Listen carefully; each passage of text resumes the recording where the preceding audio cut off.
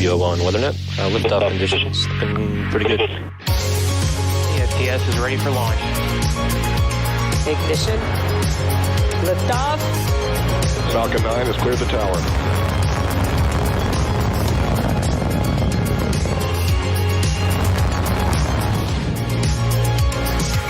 Ten, 9, 8. Side booster ignition. 6, 5, 4, 3, 2, 1.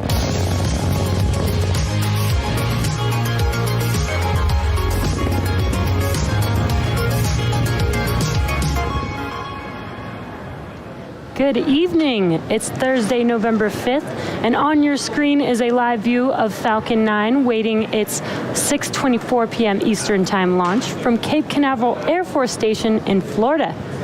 My name is Jesse Anderson, and I'm a lead manufacturing engineer here at SpaceX.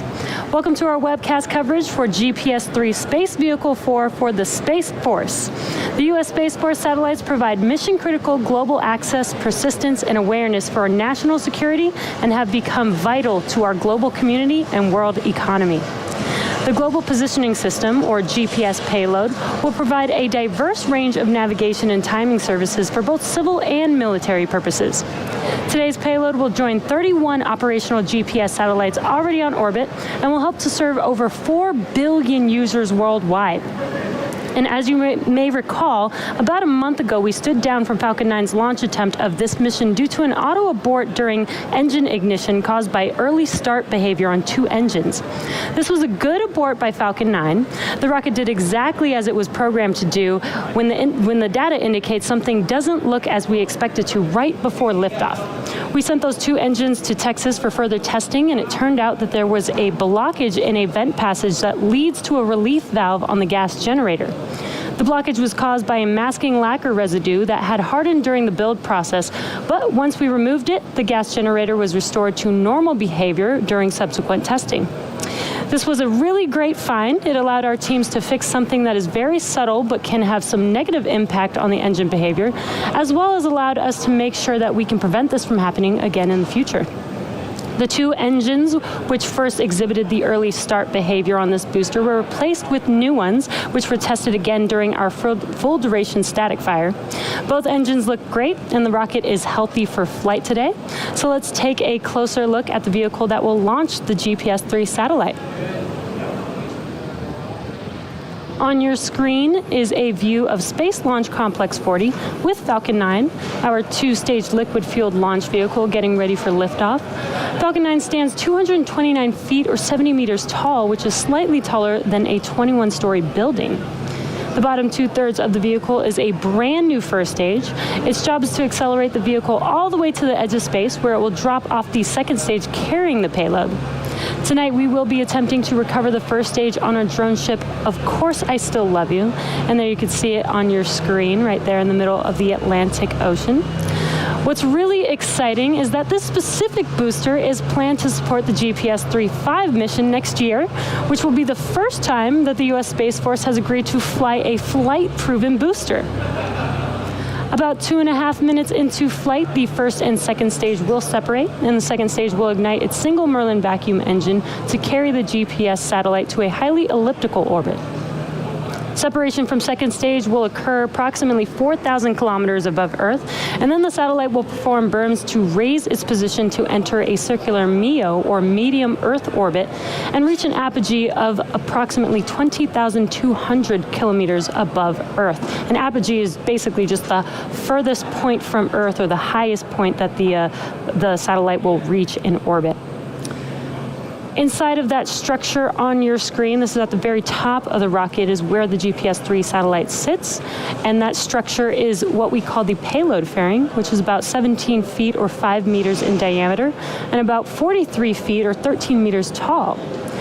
This payload fairing protects the satellite from aerodynamic heating, loads, and contamination during ascent. But once we get into the vacuum of space, we no longer need this protection, so we will jettison the fairing halves to save some weight as the second stage continues with the satellite to its targeted drop-off orbit. The fairing halves we are using today are new, but due to upgrades being made to our recovery boats, we will be attempting to pick these halves up out of the water using our recovery vessel, Miss Chief, today. And there is Miss Chief on your screen, heading to the pickup zone. The large trusted structure next to Falcon 9 is the transporter erector, or the TE, and you can see that on your screens to the left side of Falcon 9. The TE is used to roll the Falcon 9 to the launch pad and raises it to its vertical launch position, as well as routes power, fluid, and communication to both the rocket and the satellite. Now let's get a status update on the vehicle. Good evening from the webcast desk here at SpaceX headquarters in Hawthorne, California. I'm John Insberger, Falcon 9 Principal Integration Engineer. It's been a quiet countdown during the day, working relatively few minor issues, the teams are ready to launch as we approach T-minus 8 minutes to liftoff. Now we're launching from Space Launch Complex 40 here in the dark of Cape Canaveral. This will be our third GPS launch, and all of them have been from this launch pad. Now the spacecraft team performed functional checkouts of the GPS satellite during the day, and the Falcon 9 team began their final checks of the launch vehicle at T-minus 2 hours. At T-minus 38 minutes, the team concluded their electronic go-no-go poll and gave the okay to proceed into propellant load and launch. The team then began loading propellant at T-minus 35 minutes. We load the propellants as close to launch as possible in order to keep them cold.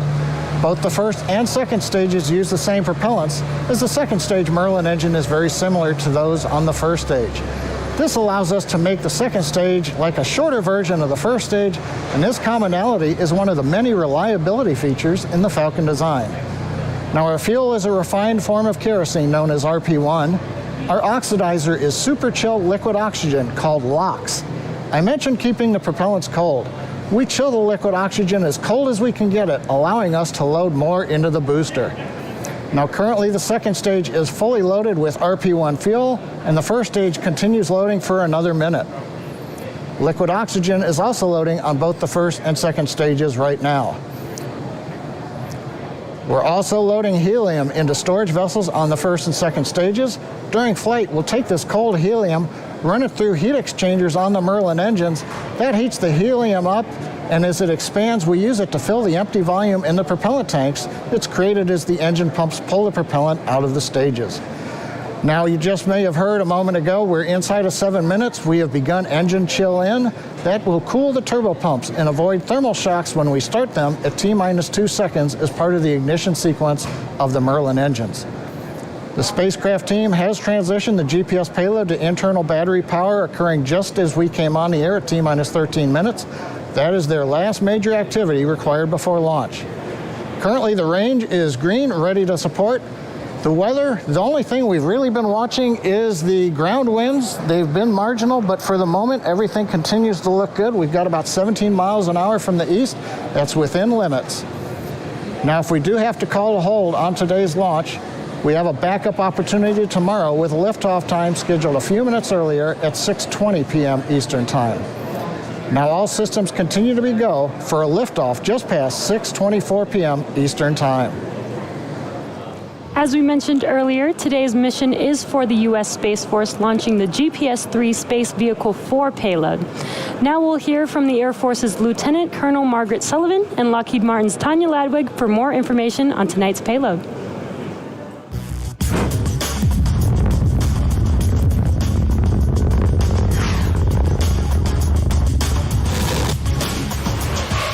We use GPS every day. Today, everyone has GPS technology in their pocket.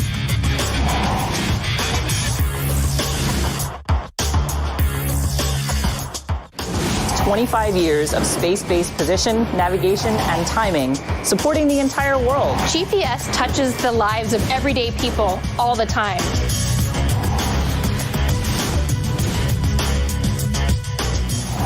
It's changed the way we work, it's changed the way we play, with over 4 billion users worldwide.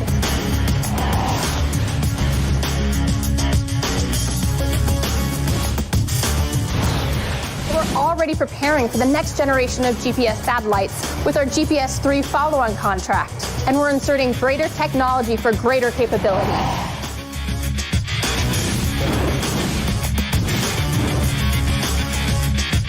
The brand new United States Space Force owns this premier asset and provides this position, navigation, and timing service to everyone.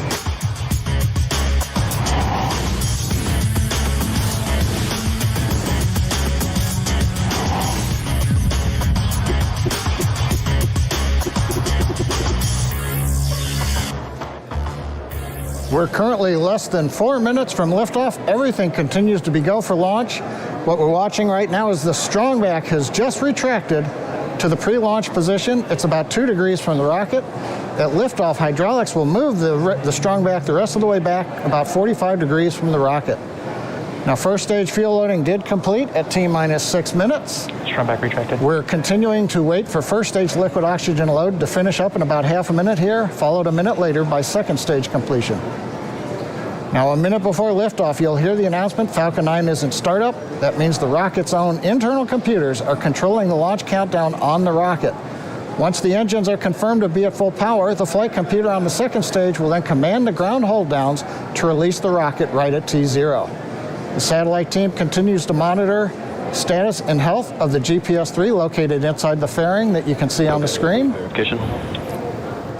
And right now, all systems are go on the satellite. The range is green for launch. Close out. And we have, it sounds like in the background, we heard that stage 1 lock closeout complete, so we're on time. And the good news is the weather is looking good still. Ground winds are in limits, upper altitude winds are good. So as a reminder though, if we don't have a launch today, we have a backup opportunity tomorrow with liftoff time scheduled 4 minutes earlier than tonight. But right now at 2 minutes and 20 seconds and counting, everything continues to go well. Waiting now to hear stage 2 LOX load completion.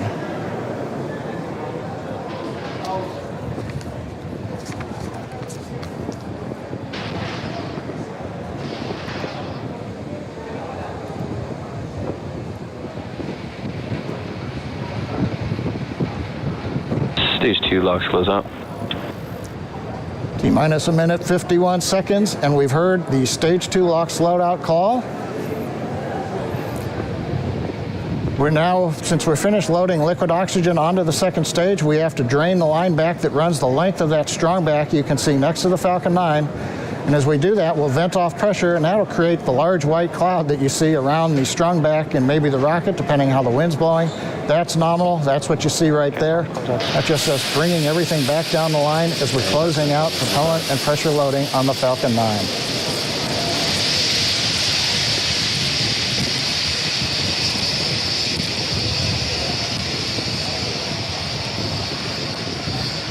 Next activity, we're waiting for the call out that Falcon 9 is in startup.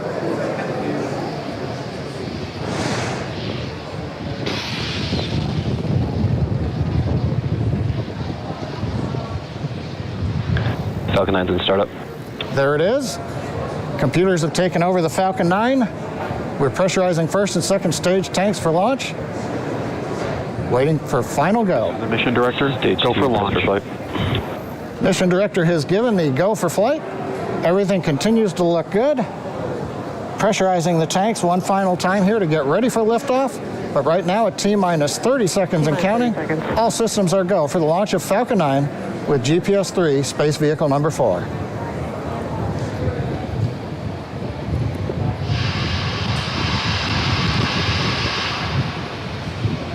T-minus 15 seconds.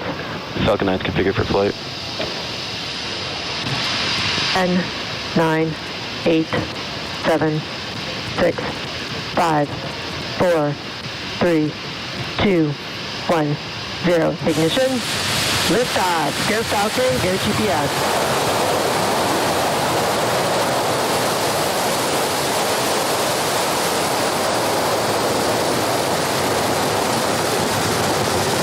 Vehicles pitching downrange. Stage 1 propulsion is nominal.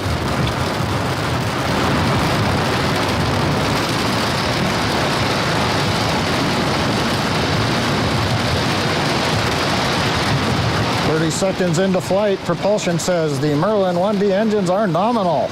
We're on trajectory and preparing to throttle down in preparation for maximum dynamic pressure.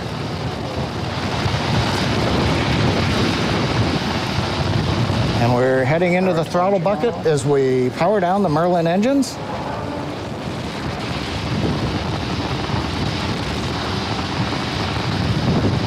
And throttling back up now. And when the engine's back up at full power, supersonic. And we have gone past Mach 1. Waiting now for Max Q call out. The vehicle is experiencing maximum aerodynamic pressure. Guidance engineer reports we're passing through the period of maximum aerodynamic pressure called Max Q. From here on, as the speed picks up, the atmospheric density decreases and the loads are reduced on the Falcon 9 vehicle. Propulsion power continues to look good. The trajectory looks good.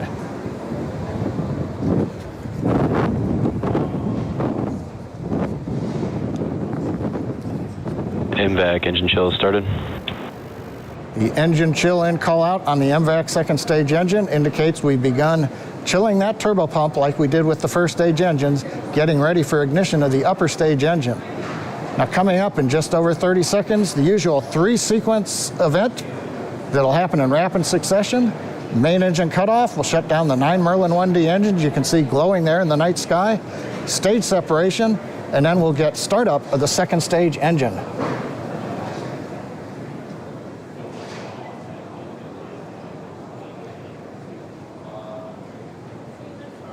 Nice view from the ground camera looking up at the 9 Merlin 1D engines on the business end of the Falcon 9 first stage.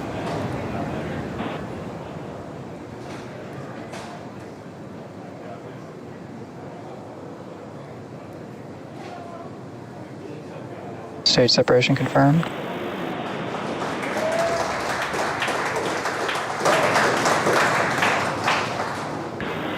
And MVAC startup.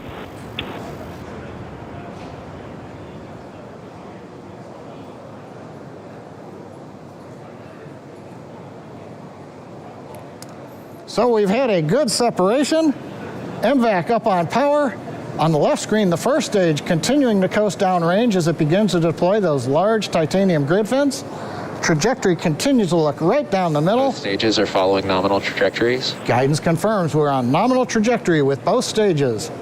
Acquisition of signal, Maryland. Maryland reports they've got signal from the second stage. Next event coming up is payload fairing separation. Fairing separation confirmed. A nice view from the camera looking forward. The GPS-3 satellite with the 2 payload fairing halves separating. Everything continuing to go well on this mission. 3 minutes and 42 seconds into flight. First stage continuing to coast to apogee, headed downrange. Second stage engine at full power. Everything's looking good with the MVAC engine. Right now, trajectory heading us to where the Bermuda ground station can hear us. We've heard the call out, acquisition of signal. Bermuda now getting the telemetry from the Falcon 9 second stage. So 4 minutes, 8 seconds into flight, everything going well on the flight of Falcon 9 with GPS-3. Both stages continue to follow nominal trajectories. And at T plus 4 minutes and 20 seconds, we're currently in the first of 2 planned MVAC burns. And we just passed T plus 4 minutes and 23 seconds, and that's actually when the first stage reaches apogee of 120 kilometers, almost 400,000 feet. At stage separation, the first stage velocity is about 2,200 meters per second, or 5,000 miles per hour. So right after stage separation, the first stage, still moving at such a high velocity, continues to raise its altitude as it coasts for a couple of minutes.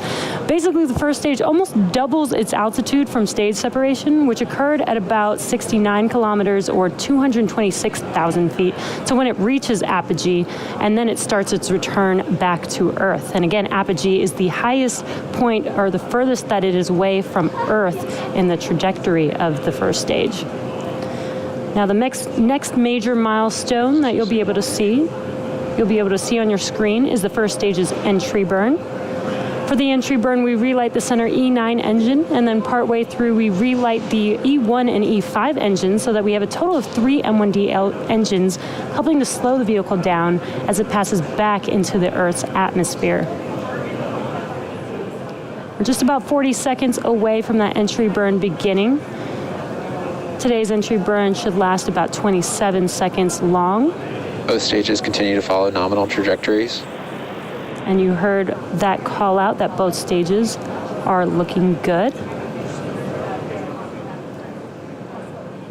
T plus 6 minutes. We're about 20 seconds away from that entry burn on first stage. And it is nighttime over there on the East Coast, so hard to see that first stage on the left-hand screen, but once entry burn begins, it should light up that screen. We should be able to see first stage pretty well.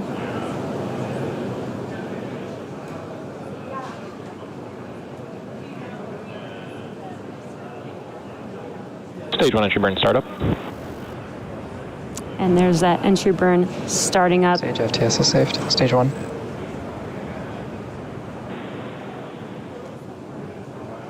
You could see the plume started off small and it got a little larger, and that is because we started with one single engine and added a couple engines for a total of 3 for this entry burn. Stage 1 entry burn shut down. And that concludes the entry burn. Next up, we do have a couple major milestones happening back to back. The start of the landing burn for first stage, followed immediately afterwards by SECO 1 on second stage. And SECO, which stands for second engine cutoff, is where we shut down the MVAC engine to allow the second stage to coast, which preserves the fuel until we need it for the final burn to take us to our targeted orbit for the GPS-3 satellite. Then about 25 seconds. Cape, stage 1 expected. Then about 25 seconds after SECO 1, we'll hopefully have a nice view of the first stage touching down on, of course, I Still Love You. And there's that drone ship on your left-hand screen. Stage 2 has entered terminal guidance. Stage 1 transonic. Stage 1 transonic. Just about 20 seconds away from those two events. Again, the landing burn, followed by SECO 1 on second stage, just a couple seconds after that landing burn begins. Stage 2 FTS is saved.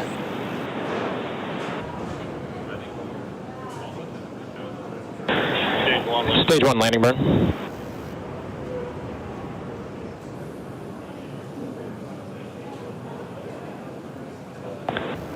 And SECO. And there we've had SECO waiting for confirmation of good orbit as first stage returns to Earth.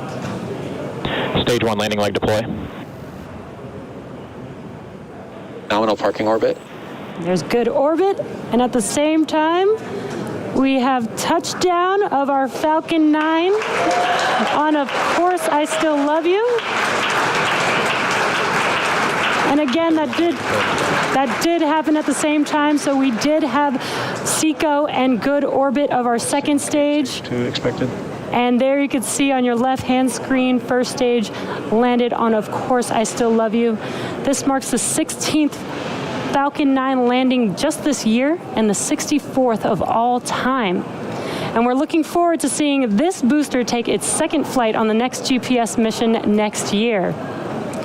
Now, the second stage vehicle has now entered its first coast phase, which will last about 54 minutes, and we will light that MVAC engine for a second time shortly after T plus 1 hour and 3 minutes. So we're going to take a quick break, and as always, we leave you with an animation so that you can keep an eye on where that second stage is throughout the coast phase. So we'll see you back here at T plus 1 hour and 2 minutes.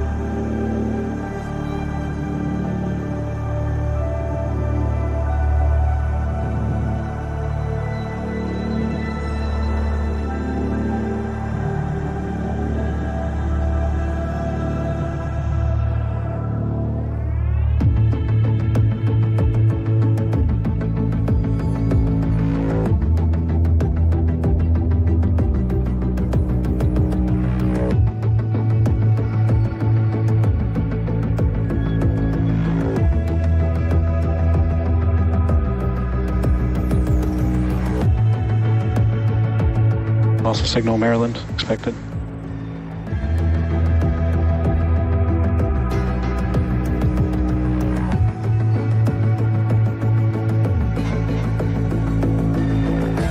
Also signal Bermuda expected.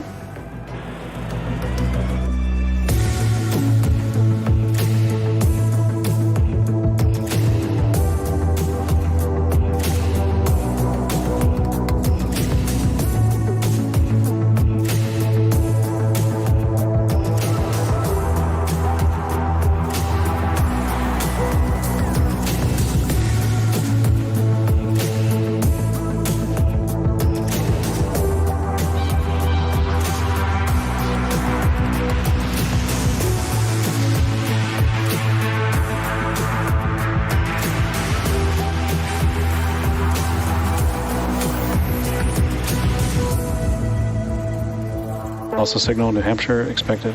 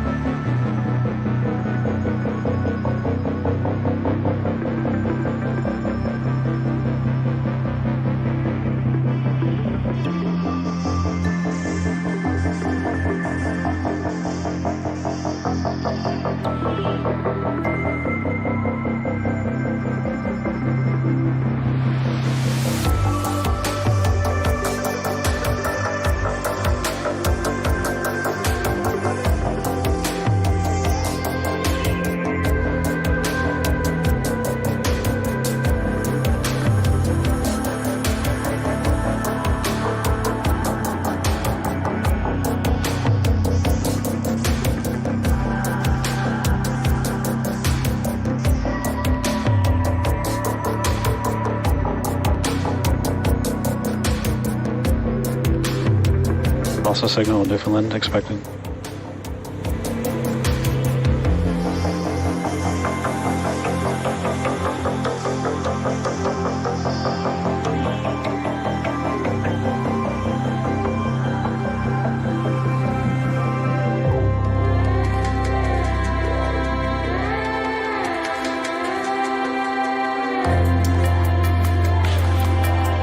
Acquisition of signal Goon Hilly.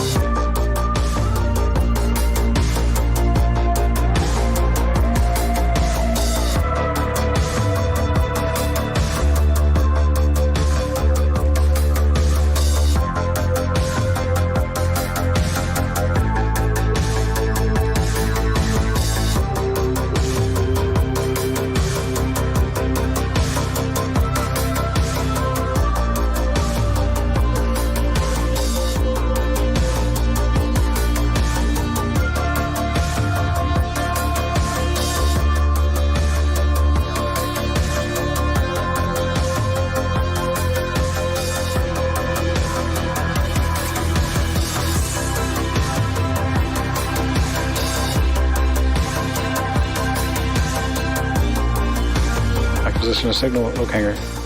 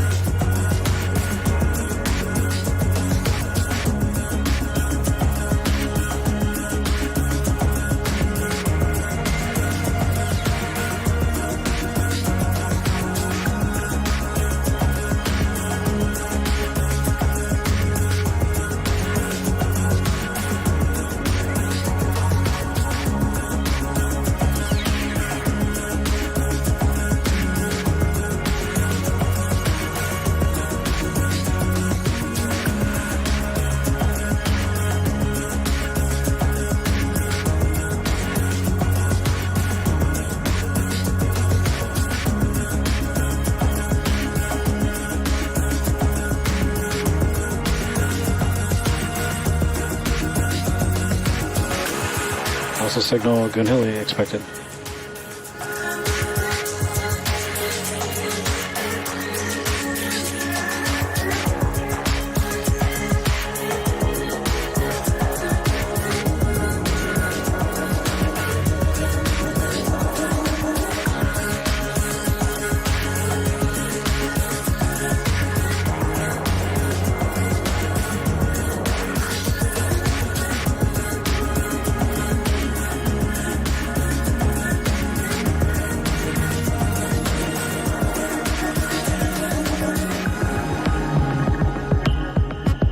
Also signal okay expected.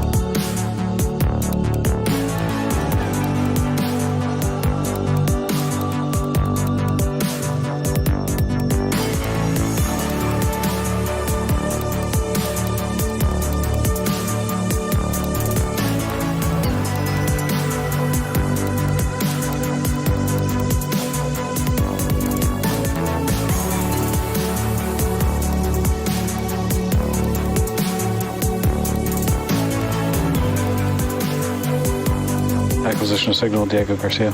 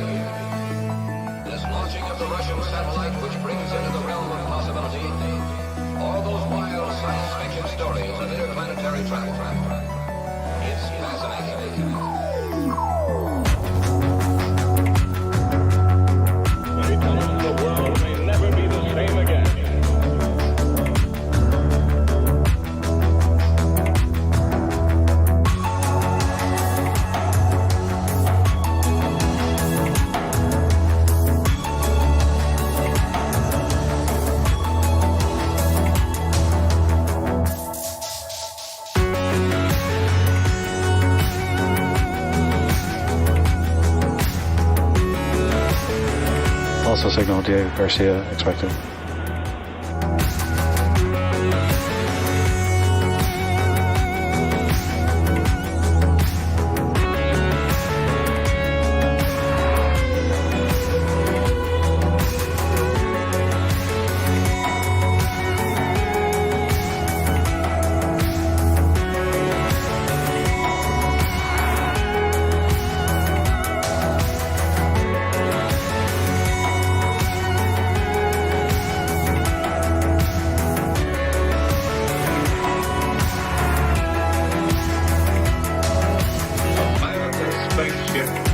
Advanced Scout in outer space.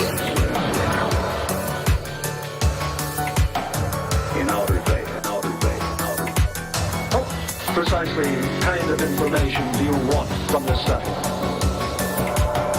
What do you want? What do you want?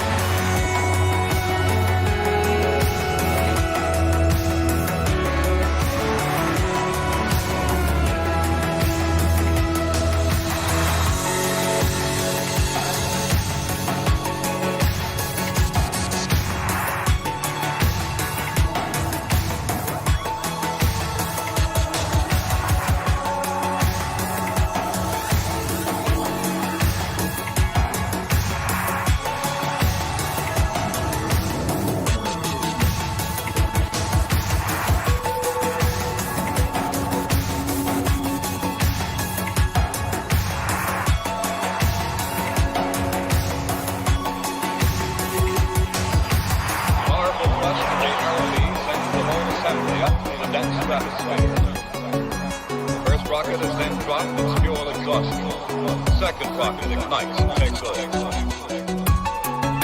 And the second rocket burns on. The third and last one takes over. Final thrust carries the satellite into its closing orbit.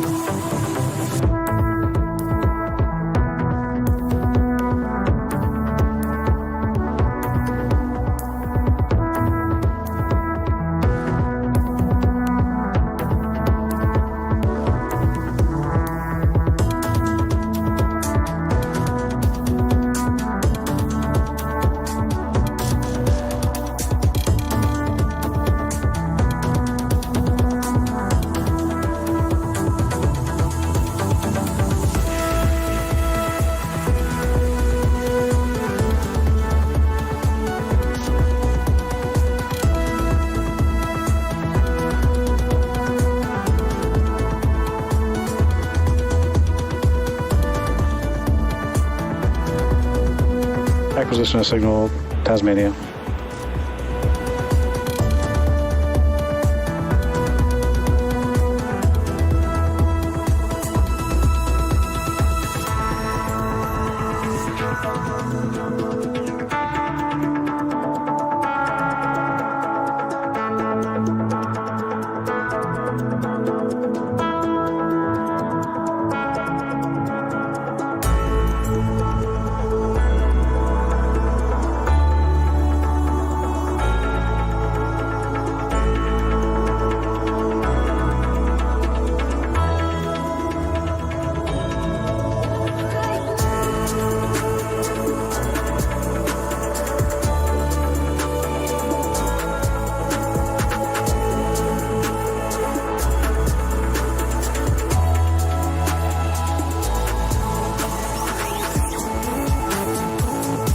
Vac engine chill started.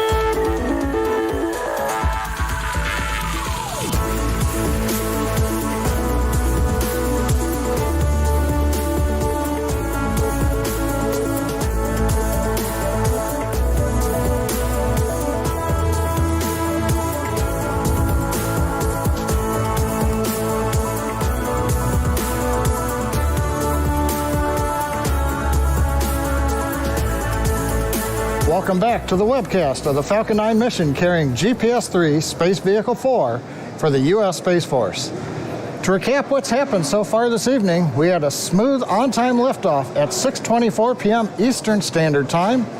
2.5 minutes later, we separated the first stage from the second stage. The second stage then completed its first burn, successfully inserting the GPS with the second stage still attached into the planned parking orbit. Now we're coming up on the second burn of the upper stage engine in about half a minute. Flight computer is currently commanding settling thrusters to turn on and off. That's releasing nitrogen gas out of two thrusters in the back of the second stage that lightly pushes the stage, and that helps keep the propellant at the bottom of the tank right above the inlets to the engine's turbo pumps. As you can see from the ground track, we're passing south of the Tasmania ground station in Australia. Following the burn, we'll be headed in orbit up towards the Hawaii and Vandenberg ground stations, awaiting for ignition. MVAC ignition. We've got ignition of the second stage engine. We're up on power. Now, the second stage will burn for 45 seconds. We're going to be adding over 2,000 meters per second to the speed of Falcon 9 before we shut it down for the second time. You can see from the velocity meter on the screen the speed clicking up We're still at 419 kilometers in the same altitude in the parking orbit where we've been for a while. But this burn is going to bring us all the way up into the transfer orbit, and then shortly after that, we'll separate the GPS satellite. Now we're coming up on shutdown number 2 called SECO 2, and this is the burn that will place GPS-3 space vehicle into the required orbit. MVAC shutdown. We've got SECO, MVAC shutdown call out. We're waiting for the orbit.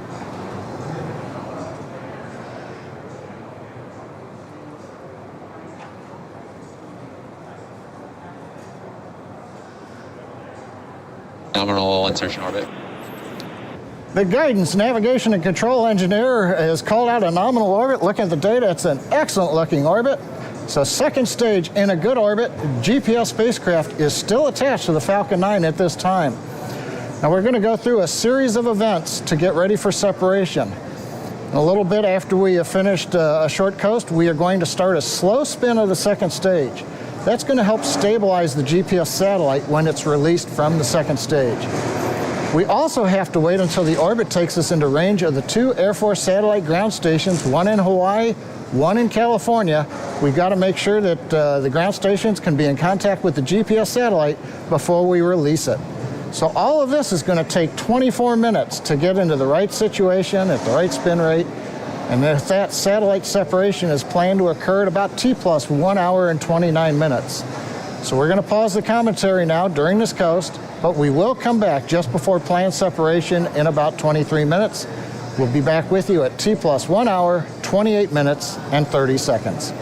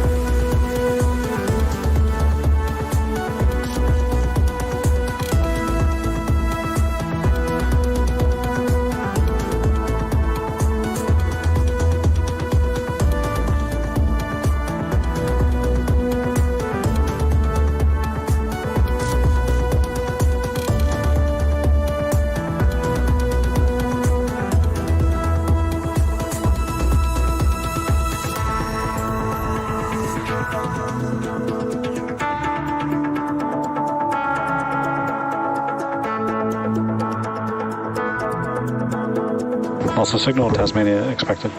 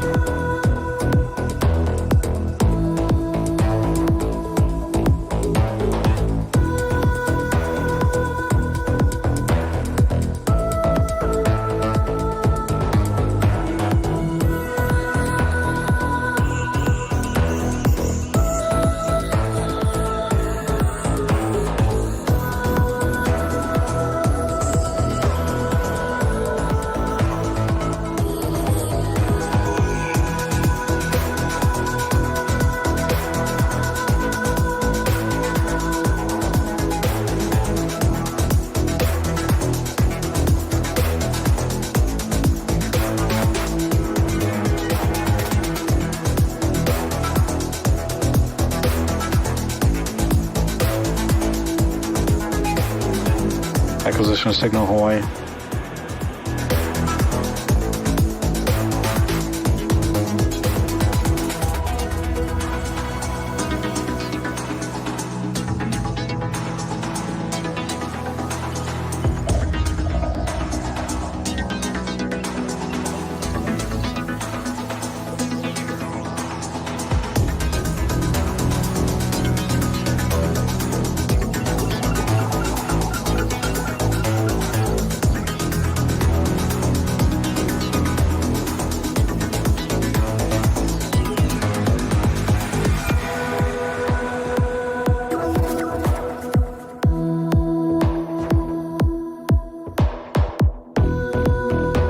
Acquisition signal Southern Peak.